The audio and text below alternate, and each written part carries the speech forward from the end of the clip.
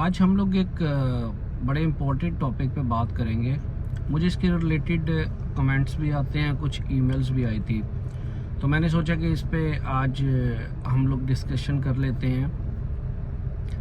बहुत से लोग कहते हैं कि भाई जो हमारे पास प्रॉपर्टी भी है, हमारे पास दूसरे कंट्रीज़ की ट्रैवल हिस्ट्री भी है, हमारा अपना घर है, हमारे पास गाड़ी है, दीगर प्रॉपर्टीज़ हैं, ठीक है। उसके बावजूद हमारा वीज़ा जो है वो ये कह के रिजेक्ट कर दिया जाता है कि आपकी जो होम टाइज़ हैं वो स्ट्रॉन्ग नहीं है। यानी कि वीज़ा ऑफिसर का ये कहना होता है कि हमें यकीन नहीं है, आप वापस आ जाएंगे, आप अमेरिका से जो है अपनी होम कंट्री में वापस आ जाएंगे।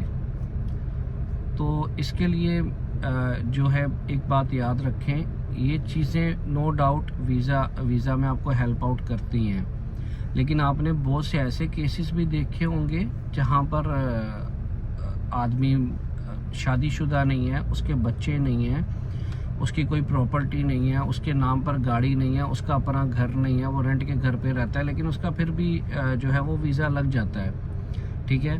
तो मैं बारहा आपको बता चुका हूँ कि जो अमेरिका का इंटरव्यू है वो पेपर बेस नहीं है। बहुत से लोग हमने देखा है कि वो एक पूरी फाइल बनाते हैं जिसमें वो अपने हर किस्म के डॉक्यूमेंट्स, नादरा का डॉक्यूमेंट्स, प्रॉपर्टी के डॉक्यूमेंट्स, उसके बाद अपना फैमिली रिलेशंस के डॉक्यूमेंट जैसे मैरिज सर्टिफिकेट है वो भी ले जाते हैं, काफ़ी चीज़ें लेके जाते हैं। नो डाउट आप डॉक्यूमेंट्स अपने साथ रखें, लेकिन ये डॉक्यूमेंट्स 1% सिर्फ पूछे जाते हैं। अमेरिका का इंटरव्यू है, अमेरिका का जो वीज़ा है वो आपका इंटरव्यू बेस है। जब आपने पहली बार DS 160 फॉर्म फिल किया था, उसके अंदर जो आपने इंफॉर्मेशन पहली बार दे दी वो उनकी डेटाबेस में रिकॉर्ड हो चुकी है। आप उसे बाद में एडिट भी करेंगे तो वो अपडेट तो ज़रूर होगी, लेकिन आपका पुराना रिकॉर्ड उसके अंदर ही रहेगा, जिससे वो असेस करते हैं कि अगर ये बंदा हमसे गलत बयानी कर रहा है या गलत इन्फॉर्मेशन दे रहा है तो इससे पहले इसने हमें क्या इन्फॉर्मेशन दी थी और अब क्या दे रहा है। और सेकंड, आपका जो DS 160 फॉर्म होता है उसी के अंदर से आपसे क्वेश्चन किए जाते हैं और उसी में वो आपको असेस कर लेते हैं कि आप उनसे झूठ बोल रहे हैं या सच बोल रहे हैं। हाँ, कभी कभार ऐसा होता है कि उन्हें जो डॉक्यूमेंट्स कोई भी रिक्वायर्ड हो तो वो आपसे पूछ लेते हैं, ठीक है, और आप उन्हें वो उस टाइम दे देते हैं। और अगर उस टाइम नहीं भी हैं तो वो आपको कह देते हैं कि आपको विदिन 1 वीक ये डॉक्यूमेंट्स हमें ईमेल कर दें, ठीक है। तो देखें, अगर अमेरिका को पेपर्स ही की ज़रूरत होती, पेपर्स के बेस पे उन्होंने आपको वीज़ा देना होता, तो वो आपसे इंटरव्यू को क्यों करते शेंजन की तरह या बाकी कंट्रीज़ की तरह। वो आपसे सिर्फ डॉक्यूमेंट्स लेते और आपका वीज़ा लगा देते। तो डॉक्यूमेंट्स जो हैं वो 1% इम्पेक्ट करते हैं। मेन जो चीज़ है वो आपके क्वेश्चन आंसर होते हैं, आप उसके सवाल को कैसे जवाब दे रहे हो ये मैटर करता है, ठीक है। अब सपोज़ करें मुझे बहुत से दोस्त कहते हैं कि मुझसे तो वीज़ा ऑफिसर ने ये क्वेश्चन किया ही नहीं है कि आपकी होम कंट्रीज़ से जो टाइज़ हैं वो कैसे मजबूत हैं, आप एक्सप्लेन करें। तो डायरेक्टली कभी भी वीज़ा ऑफिसर आपसे वीज़ा ऑफिसर ये क्वेश्चन नहीं करता। जो क्वेश्चन होगा, सपोज करें आप अगर स्टडी वीज़े पे जा रहे हैं, ठीक है, तो आपसे ये पूछा जाएगा कि आपके फ्यूचर प्लान्स क्या हैं। ये वो क्वेश्चन है जिसके अंदर आपको अपनी होम टाइज को प्रूफ करना है आंसर के अंदर। अगर आप ये कह देंगे जी बिल्कुल मेरा फ्यूचर प्लान ये है कि मैं स्टडीज़ करके जॉब करूँगा, तो ये कोई अच्छा जवाब नहीं है। इससे बिल्कुल आप ये प्रूफ नहीं कर रहे वीज़ा ऑफिसर को कि आप वापस अमेरिका से पाकिस्तान, इंडिया, बांग्लादेश या जहाँ पे भी आप रहते हैं वापस आएंगे। ये चीज़ बिल्कुल प्रूफ नहीं हो रही यहाँ पे। हाँ, अगर आप इसका जवाब ऐसे देते हैं कि मैं अपनी डिग्री कंप्लीट करके वापस अपने कंट्री आऊँगा, क्योंकि यहाँ पर मैं जो बिज़नेस मैनेजमेंट का कोर्स करने जा रहा हूँ, इस बिज़नेस मैनेजमेंट का कोर्स करके आके मैं वापस अपने फादर का बिज़नेस संभालूँगा, क्योंकि हमारा एक बिज़नेस है, ये हमारा ब्रांड है, हम लोग ये बिज़नेस करते हैं। तो ये चीज़ प्रूफ करती है, वीज़ा ऑफिसर को क्लिक करेगी कि यार ये बंदा बिज़नेस मैनेजमेंट का कोर्स करने जा रहा है और ये वापस आएगा और ये यहाँ पर ही आके रहेगा।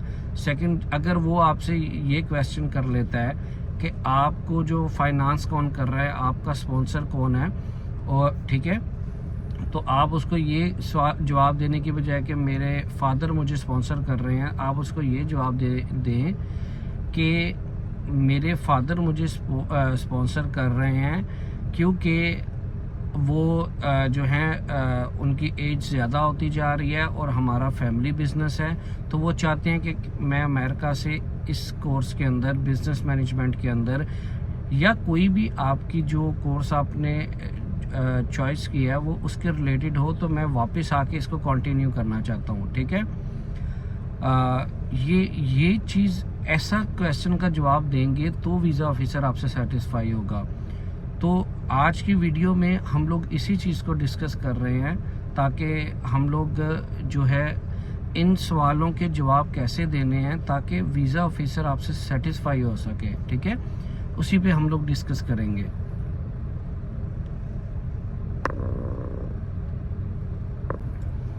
तो इसमें हमारे पास जो 3 पॉइंट्स हैं ना, वो बहुत ज़रूरी हैं जिसके ऊपर हमें फोकस करना है। उसमें सबसे ज़रूरी जो पॉइंट है वो एक पॉइंट वो है फाइनेंशियल टाइज, यानी कि आप सपोज करें स्टडी वीज़ा के लिए जा रहे हैं, तो जो आप फाइनेंस करेंगे इस कोर्स के लिए, जो उसकी फ़ीस वगैरह देनी है, जो आपको अमेरिका में रहना है, जो आपके एक्सपेंस होने हैं, वो आप कैसे बेयर करेंगे।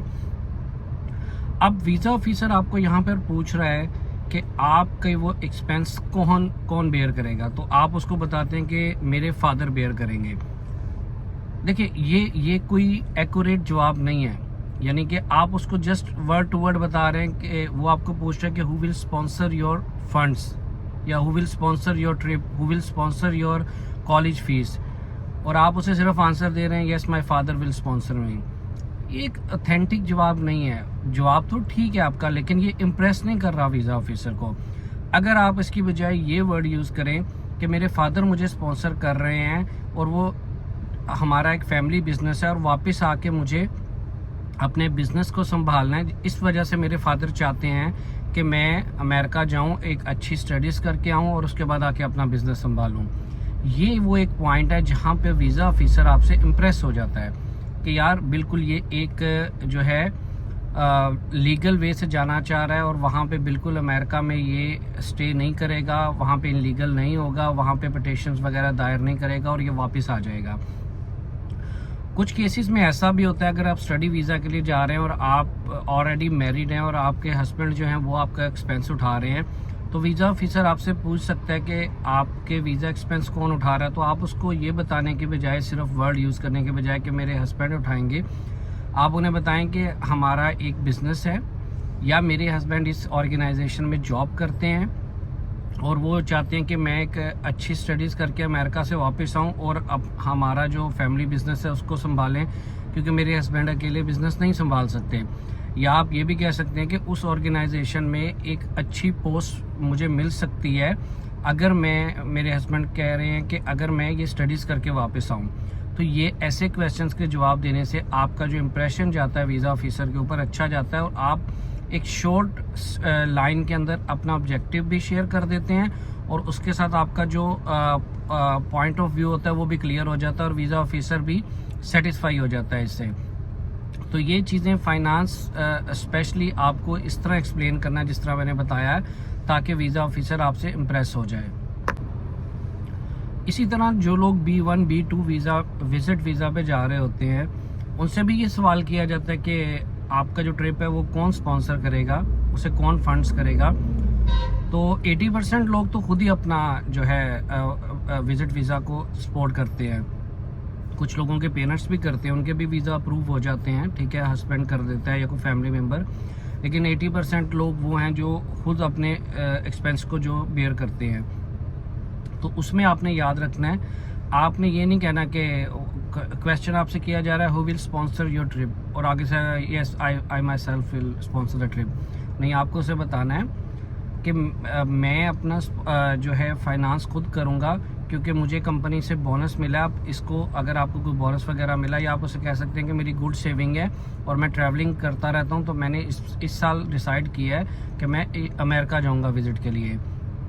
तो थोड़ा सा अपने क्वेश्चंस को थोड़ा सा एक्सप्लेन करें, बिल्कुल ही वर्ड टू वर्ड उसका जवाब ना दें। थोड़ा अपने आप देखें, ये आपके ऊपर है उसको प्रूव करना कि आपकी टाइज स्ट्रॉन्ग है और आप वापस आएंगे। आप, उनका मेन ऑब्जेक्ट ये होता है कि आप इलीगली वहाँ पे स्टे ना करें।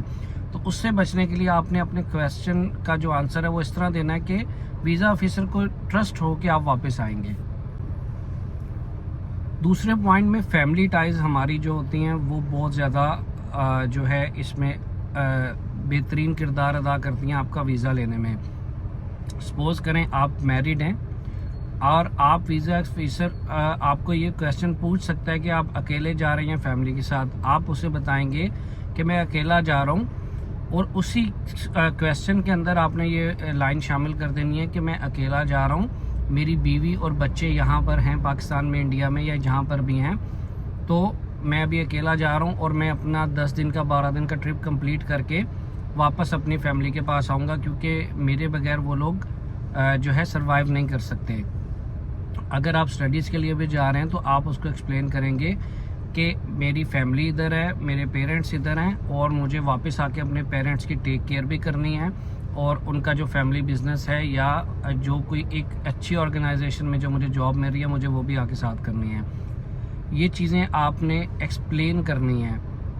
अब एक लड़की का इंटरव्यू था, स्टूडेंट वीज़ा ही था, उन्होंने मुझे बताया कि उसने ये क्वेश्चन किया कि आप बिज़नेस मैनेजमेंट का कोर्स ही क्यों करना चाहती हैं। तो उन्होंने वीज़ा ऑफिसर को बताया कि मेरे फादर का जो फैमिली बिज़नेस है और वो ओल्ड होते जा रहे हैं, तो मुझे वो बिज़नेस संभालना है। तो मैंने ये फ़ैसला किया कि मैं ऑलरेडी भी बिज़नेस स्टडीज़ को पढ़ चुकी हूँ, तो मैं फर्दर अमेरिका में जाके एक अच्छी बिज़नेस मैनेजमेंट का कोर्स करूँ और वापस आके अपना बिज़नेस संभालूँ। तो ऐसे क्वेश्चंस की वजह से वीज़ा ऑफिसर आपसे सेटिस्फाई हो जाता है, और आप उसको ये भी बता सकते हैं कि मेरी फैमिली है पीछे, मेरे ऊपर रिस्पॉन्सिबिलिटी है और मुझे वापस आना है। हर सूरत में आके अपनी फैमिली को सपोर्ट करना है, मेरे बगैर मेरा घर जो है वो नहीं चल सकता। जो थर्ड पॉइंट इसके अंदर है वो है आपकी एम्प्लॉयमेंट टाइज, यानी कि आप अगर विजिट वीज़ा अप्लाई कर रहे हैं तो, और आप जॉब कर रहे हैं किसी ऑर्गेनाइजेशन में, वो ऑर्गेनाइजेशन कितनी बड़ी है और वहाँ पर आपकी क्या पोजीशन है, ये चीज़ बहुत ज़्यादा मैटर करती है। आपकी सैलरी क्या है, तो आप हमेशा एक वीज़ा इंटरव्यू में जाने से पहले एक एनओसी कंपनी से लाजमी बनवा लें, जिस पे आपकी सैलरी भी हो, आप कब से काम कर रहे हैं, और उसमें एक चीज़ लाजमी मेंशन करवाएं कि आपको कंपनी ये वेकेशंस दे रही है और इन वेकेशंस के बाद आप वापस कंपनी को ज्वाइन करेंगे और कंपनी आपकी परफॉर्मेंस से बहुत ज़्यादा खुश है, कि उन्हें किसी किस्म का मसला नहीं है आपसे, ताकि ये आपकी स्ट्रॉन्ग जो है एम्प्लॉयमेंट टाइज को प्रूव कर सके कि आप अपनी कंपनी के अंदर एक अच्छी पोजीशन में, और आपकी कंपनी को आपसे कोई मसला नहीं है और आपको कंपनी से मसला नहीं है। तो दोनों सूरतों में आप वापस आएंगे, आपको वहाँ पर रह के किसी इल्लीगल जॉब करने की ज़रूरत नहीं है। आप एक अच्छी सैलरी ले रहे हैं, एक अच्छी ऑर्गेनाइजेशन में हैं। तो ये जो चीज़ें मैंने आपको बताई हैं, ये मेन पॉइंट्स होते हैं जो आपको किसी भी कंट्री के साथ स्ट्रॉन्ग टाइज को प्रूव करते हैं। ये सिर्फ अमेरिका में नहीं, स्पेशली कनाडा, ऑस्ट्रेलिया वगैरह का विजिट वीज़ा भी अप्लाई करें तो आपको ये चीज़ें प्रूव करना पड़ती हैं। तो उसमें तो डॉक्यूमेंटेशन होती है, तो आप ये डॉक्यूमेंटेशन लगाएं और अपने कवर लेटर में लाजमी ये बातें मेंशन करें जो मैंने बताई हैं, ताकि वीज़ा ऑफिसर को ये बात यकीन हो सके कि आप किसी भी सूरत में उस कंट्री के अंदर, अमेरिका, कनाडा या कहीं भी यूके जा रहे हैं, आप वहाँ पे स्टे नहीं करेंगे, आप लाजमी तौर पे वापस आएंगे। तो ये वीडियो जो थी, उम्मीद है आपको अच्छी लगी होगी। अगर आपको अच्छी लगी है तो नीचे लाइक का बटन लाजमी दबा दें, और अगर अभी तक आपने चैनल सब्सक्राइब नहीं किया तो कर दें, क्योंकि मैं यूएसए वीज़ा रिलेटेड मज़ीद अच्छी वीडियोस बनाऊंगा आपके लिए। मज़ीद इसके ऊपर वर्किंग मेरी जारी है, और इसके अलावा भी जो लेटेस्ट वीज़ा इन्फॉर्मेशन आती हैं वो भी मैं आपके साथ शेयर करता रहूँगा।